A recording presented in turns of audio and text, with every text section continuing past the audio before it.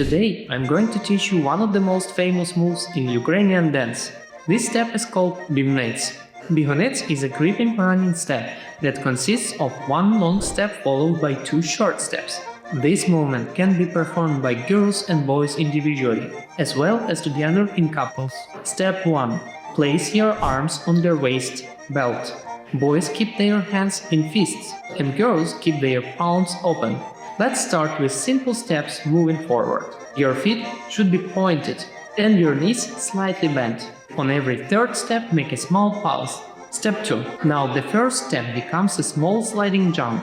Imagine you are jumping over a puddle, but your body, head and arms stay completely still, maintaining the same level. A helpful image is to imagine a glass of water on top of your head. Don't let it spill. Step 3. Now let's increase the speed and add some movement to the arms. For one count of 8, keep your hands on your waist. On the next 8, open your left arm to second position. Then move your right arm to third position on the diagonal. Awesome work! I hope this tutorial was helpful. If you would like to learn more about Ukrainian dance, don't forget to subscribe. See you next time!